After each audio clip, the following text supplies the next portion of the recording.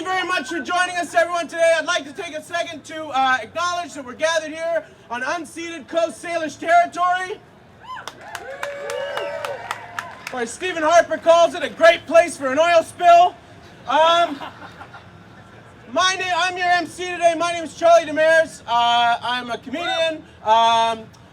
You may know me from a show called The Debaters on CBC. That show combines two things that Stephen Harper hates the most in the world. Public broadcasting and debate of any kind.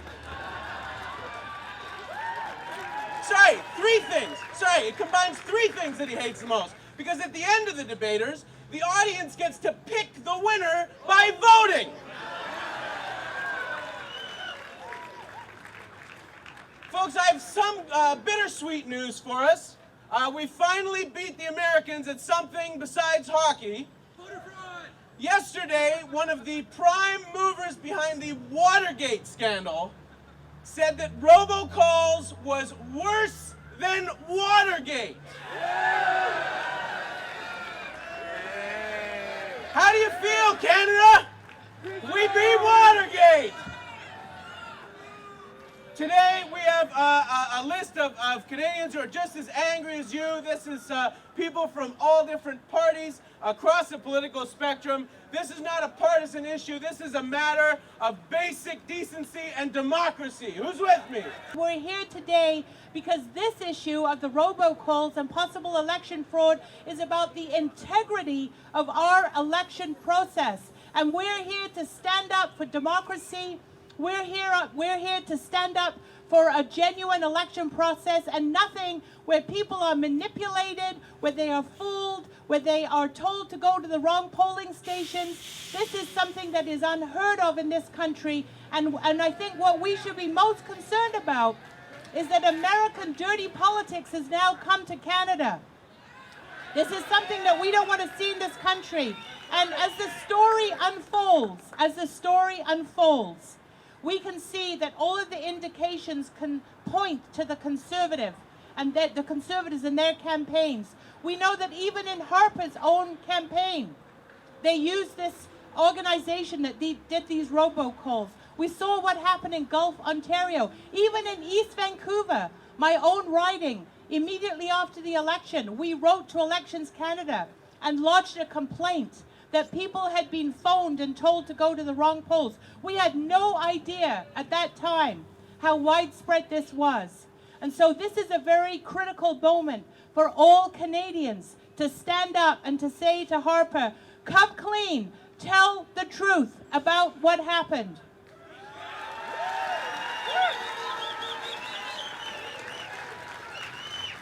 I want to give a big shout out to one of my colleagues, Pat Martin, from Winnipeg, who's been taking this on in Parliament.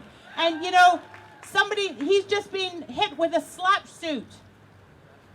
You know, and this is what they do. They try to muzzle people. Well, we're here today in force to say in Parliament, in the streets, in our local communities, we're going to take this issue on and we're going to demand and we're going to keep demanding a public inquiry, an independent public inquiry, until we get to the bottom of this sordid mess. And that's why we're here today. I also want to give a big shout out to the Council of Canadians who have been organizing on this issue and who have a legal initiative underway and are asking Canadians across the country to join that initiative if they themselves received one of these calls. So go to their website and check it out. This is an amazing response that's taking place across the country because people are so outraged at this affront on our democracy. You know, this is the government that prorogued Parliament. This is the government that had these in-out advertising schemes and denied that they had any wrongdoing till they were on the courthouse steps and then said, oh, well, yeah, okay, yeah, we're guilty of that, we'll pay a fine.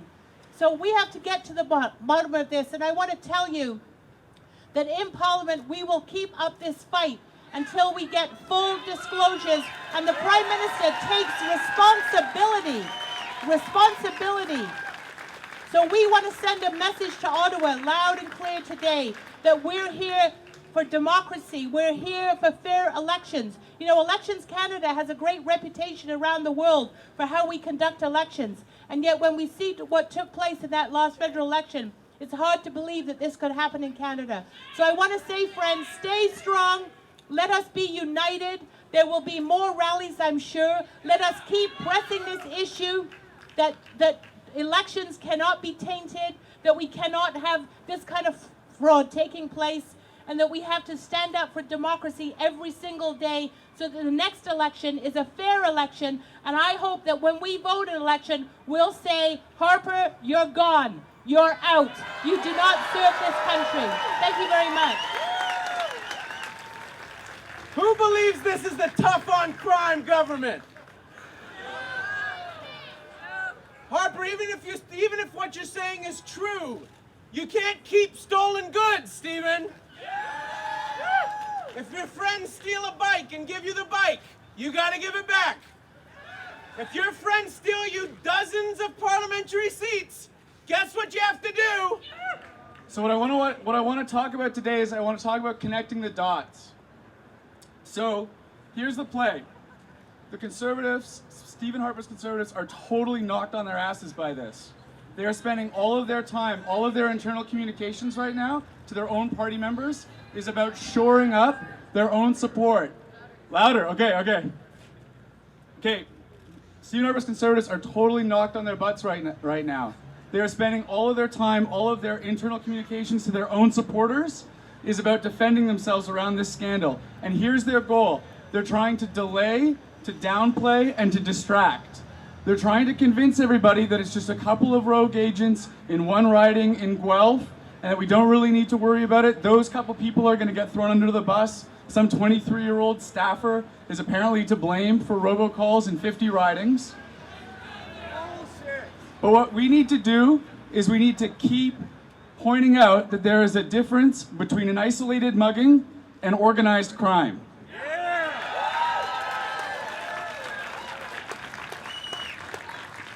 We need to ask the hard questions. Where did the lists come from? Where did the money come from? There is no way that it is an isolated, random CPC staffer effort when you have massive lists with tens of thousands of voters and massive amounts of money to pay for all of this robocalling. It's an organized, systematic effort, and we need to keep connecting the dots for people while Stephen Harper's Conservatives are going to be trying to downplay, distract, and delay.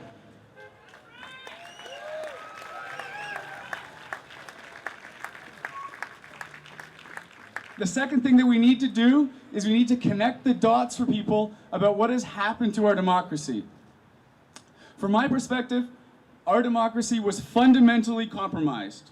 Even according to its own insufficient rules, it was fundamentally compromised in 2008 when the NDP, the Liberals, and the Bloc Québécois were going to pass a no-confidence vote on Stephen Harper's government, and he managed to avoid that vote by proroguing Parliament for the first time. It was in 2008, with that decision, that we ceased to be a functioning representative democracy. That's when it happened. And we need to connect that moment to the moment that we're in now. And so here's the next key play. Here's the next key thing that we need to do to get ready for the next line of counter-messaging. We have to raise the stakes. It's not good enough for a couple of people to have criminal charges. It's not even good enough to have by-elections in the affected ridings. If we find out that there has been systematic electoral fraud organized by the ruling party of this country, then we need to dissolve this parliament, we need new elections, and we need to decertify that party.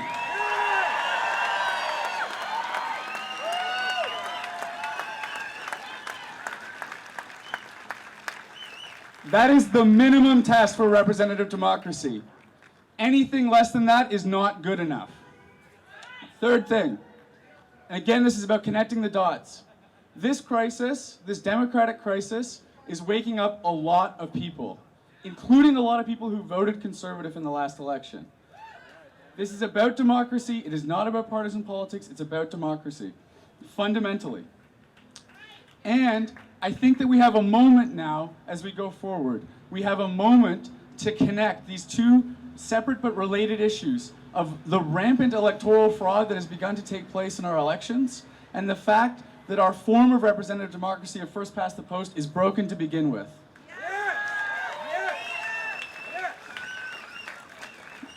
We have an opportunity now, as we work to get to the bottom of this robocall election fraud scandal, we have an opportunity to link this broken election to the broader truth about our broken electoral system and push for major democratic reforms.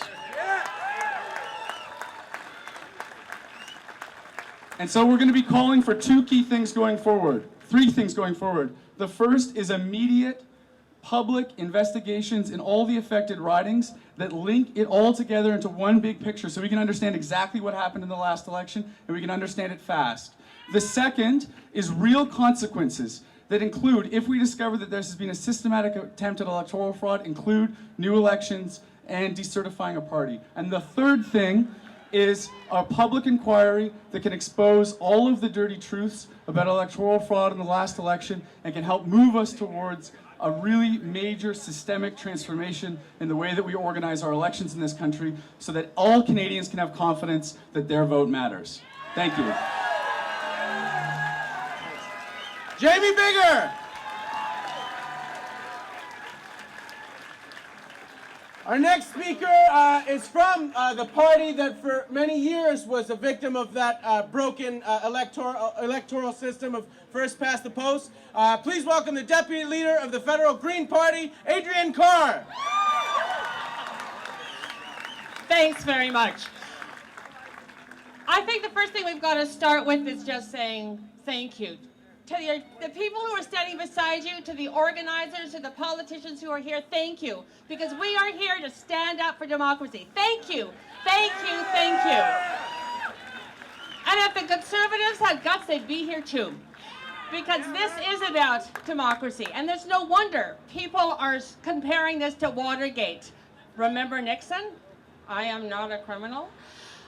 You have to recognize that the Conservatives, in denying that this is a big problem, are forcing attention on themselves to say, well, if you're denying and you're denying it's those who protested too much, what is going on here? They should be the first to be saying we need a full public inquiry into this. The first.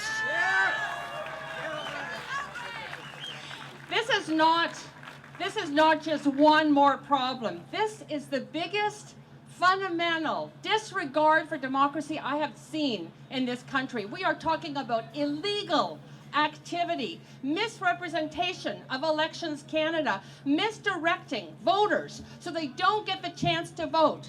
There is nothing more fundamental in a democracy. Talk to those fighting for it, dying for it. Nothing more fundamental than the right to vote. And anybody involved in the misdirection of people so they can't vote is engaged in criminal activity. We have seen the erosion of our democracy. And I'm just going to remind you, yes, others have said this, but certainly the prorogation of Parliament, the in and out scandals, the incredible focus on attack ads, the goal of which is voter suppression, the taking away of one thing that was fair on our broken voting system, the voter-directed subsidies to parties. So it wouldn't be corporate and union donations, but your vote directing a small amount of your taxes to a party. They took that away in this government. That's shameful. At this point, I think we have to be outraged. I'm not an angry person. I'm actually a very happy person by nature, but I am angry to the core over this scandal. What? Good. Well, express it and don't give it up. Don't give it up. Don't be directed by your anger. You can feel it, but be directed by your love of democracy, by your belief that this is something that we need to cherish and protect, just as people are protecting, cherishing it, and fighting for it with their lives in countries around the world.